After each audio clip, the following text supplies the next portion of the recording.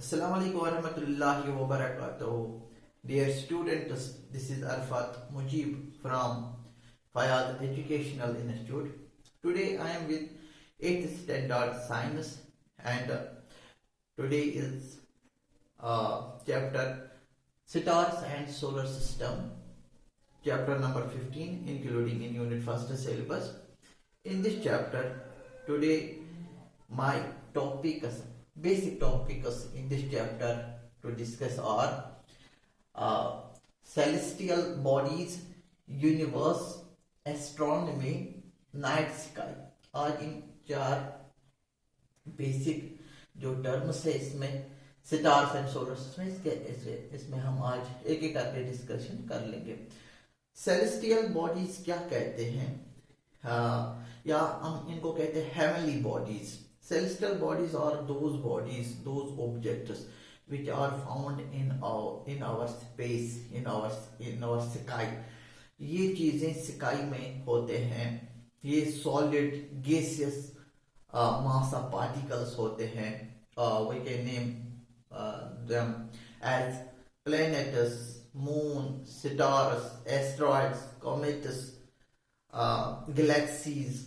बहुत सारे ऐसे ऑब्जेक्ट्स हमारे आसमान में होते हैं जो कुछ ब्राइट होते हैं, कुछ ब्राइटेस्ट ऑब्जेक्ट्स होते हैं, उनकी अपनी रोशनी होती है, जैसे कि स्टार्स। हम इन ऑब्जेक्ट्स को कहते हैं सेलेस्टियल बॉडीज या हेवनली बॉडीज। ये आसमान में चमकते रहते हैं क्योंकि कुछ ऑब्जेक्ट्स में देखा जाता है इनमें अपनी लाइट होती है, किसी में नहीं होते। उनको सन की लाइट पड़ती है तब जाके वो इल्यूमिनेट होते हैं, वो चमकते हैं, वो रिफ्लेक्ट करते हैं, वो पार्ट ऑफ लाइट। तब वो हमें वो ब्राइट दिखते हैं। असल में उनके लाइट नहीं होते। जैसे कि मून की बात हम कर लेंगे या अदर प्लेनेट्स की बात हम कर लेंगे या अदर ऑब्जेक्ट्स की बात हम कर लेंगे जिनकी अपनी लाइट नहीं होती है, फिर भी वो चमकते रहते हैं। क्योंकि जो सन की जो रोशनी उन पे पड़ती है वो रिफ्लेक्ट होके हमारे तक वो ऑब्जेक्ट विजिबल रहते हैं और they look bright in the sky. तो celestial bodies are the earth, moon, stars, comet, asteroids, meteoroids. These are the celestial bodies, heavenly bodies which are found in the sky. And the universe term क्या होता है? This universe term is a vast, unimaginable, we can't imagine, unimaginable space encompasses most distant stars, planets, galaxies. ये universe ऐसा एक बहुत बड़ा space होता है, बहुत बड़ा स्पेस है जहां बहुत सारे जो स्टार्स बहुत फार अवे ऑब्जेक्ट्स ये होते हैं, बहुत डिस्टेंस में होते हैं। ये अनइमेजिनेबल स्पेस होती है जो हमारा जो यूनिवर्स होता है। Our universe also contains our solar system, जो कि अदर सात आठ प्लेनेट्स के होते हैं, वो भी इनमें मौजूद होते हैं। हमारी जो अर्थ होती है, अर्थ है, that is also part of the universe. Universe ऐसा एक वास्ट स्पेस है जिसका हम तस्वर नहीं कर लेंगे इसकी कितना हद है। और जितने सितार्स आप देखिए, इनमें से जो हेवनली बॉडी स्टार्स की बात करेंगे वो कितने फार अवे ऑब्जेक्ट्स होते हैं। Millions and millions of kilometre they are far away from the earth surface. इस अंदाजे से आप पता लगा सकते हो कि जो यूनिवर्स है ये कितना वास्ट स्पेस है। एंड टर्म इज अनइमेजिनेबल, बहुत डिस्टेंस इसमें आती है। तो इस और another term is the astronomy. Now the study of universe, universe को स्टडी करना। अब इस यूनिवर्स में क्या पाए जाते हैं? There are the various number of the celestial bodies, they are present in this huge space. तो इसको स्टडी करना, इस ब्रांच ऑफ साइंस को कहते हैं हम एस्ट्रोनॉमी। और those group of peoples will study this universe and the particles and the bodies, celestial bodies including in this जो इसमें आते हैं, यूनिवर्स में आते हैं वो ये बॉडीज, उनको कहते हैं एस्ट्रोनॉमर्स। एस्ट्रोनॉमर्स या हम कहेंगे astronauts are the peoples which deals with the study of the astronomy. So that means here refers to study of universe. तो आगे चलते हैं। If you have a night sky, in the night sky there are huge number of stars. Various number of stars are in the night sky, and in the night sky you might have seen, आपने देखे होंगे, smaller objects are twinkling. They are brightest to look. बहुत चमकते रहते हैं ये इनको हम कहते हैं तारे सिटार्स।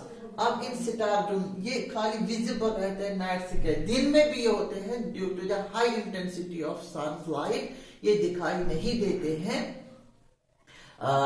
जिनके वजह से जो ब्राइट लाइट होती है सन की, और ये तारे जो सितारे होते हैं ये दिखाई नहीं देते, और ये डे और नाइट में भी मौजूद होते हैं, चमकते रहते हैं। तो नाइट स्काई में what you find the huge number of billions and billions number of the stars in the night sky, in the dark sky. What the stars are, they emit their own light, and heat. या इनके जो core होता है, इन सितार्स के अंदर जो core होता है, centre of the star, there is the gas which is known as the hydrogen gas.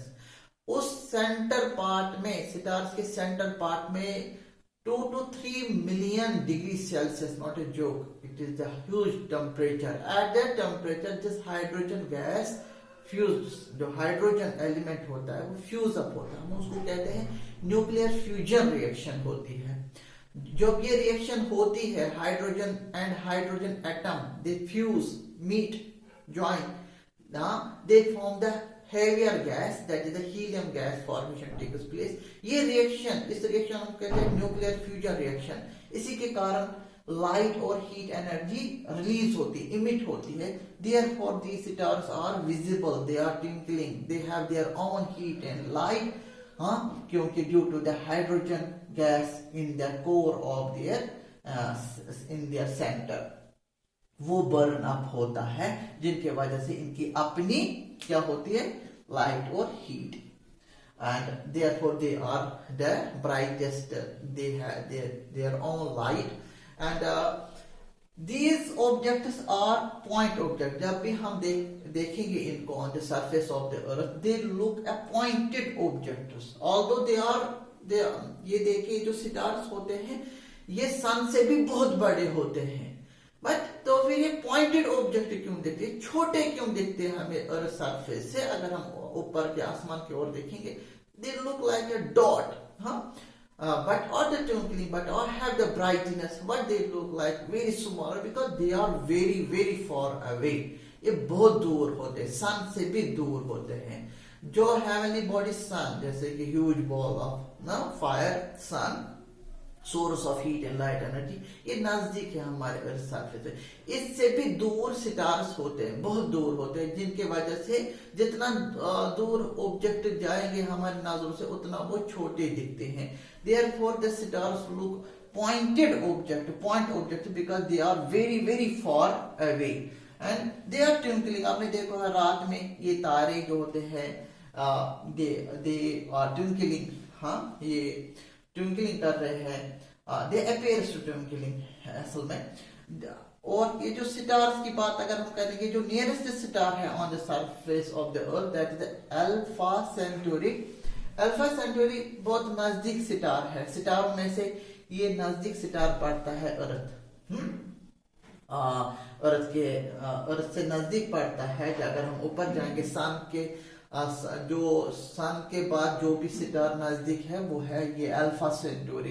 And most distance object, ये सितार बहुत दूर होते हैं, बहुत दूर होते हैं, millions and millions of kilometre they are far away from the surface of the earth.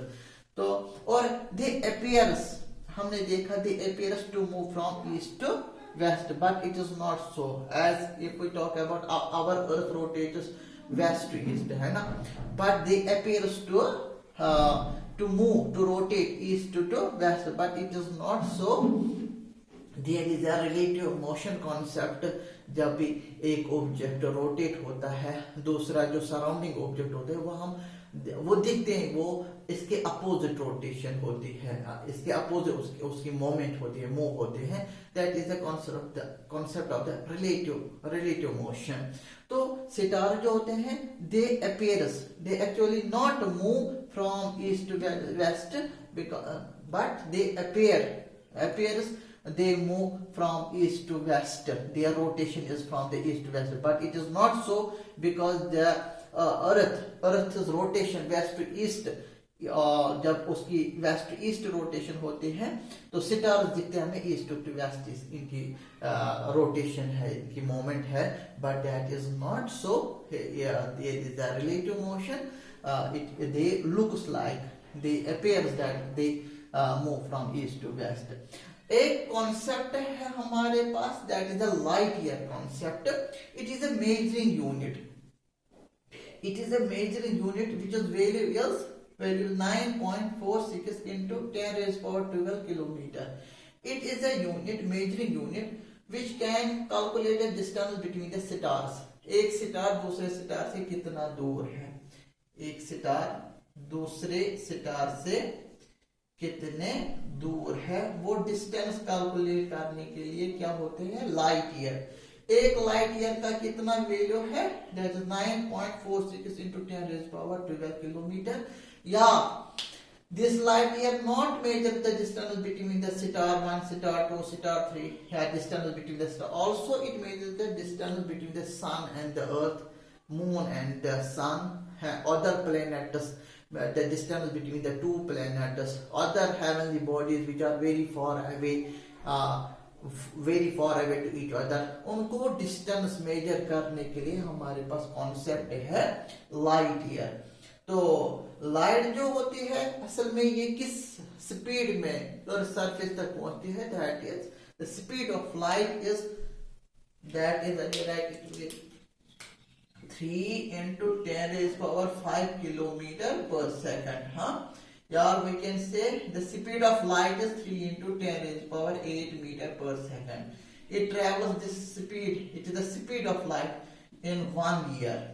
When it travels 1 year is equal to 365 days. That means in a 365 days in a 1 year, the light travels with this speed, and with the help of such calculation we get this value, that is 9.46 into 10 raised power 12 kilometer is a value of 1 light year. That is a measuring unit to calculate the distance between the moon, stars, and the distance between the earth and other planets, distance between the planet and planets. ये distance measure करने के लिए एक measuring unit है, that is mentioned in your textbook. I hope you understand about these contents including in this chapter, stars and solar system, chapter number 15. ये unit first के syllabus में ही है। सेलेस्टियल बॉडीज क्या होते हैं, heavenly bodies, those bodies which are found in a sky. These objects are solid objects, gaseous objects, other particle containing objects, solid particle containing objects which are in the sky. Universe क्या होता है, vast unimaginable space that contains the stars, planets, other. Astronomy is a branch of science which deals with the study of universe, and the people associated with it are known as astronomers. Night sky, in a night sky you might have seen the huge number of twinkling bodies, and what are the properties of those twinkling bodies, I mentioned it with few pointers. Those are known as stars. And there is a light year concept. It is a measuring unit which is value is equal to 9.46 into 10 raised power 12 kilometer. This unit is used up to measure the distance between the celestial bodies in the sky, how far away, how apart they are. This is the unit meant for. I hope you understand about these topics. Thank you very much.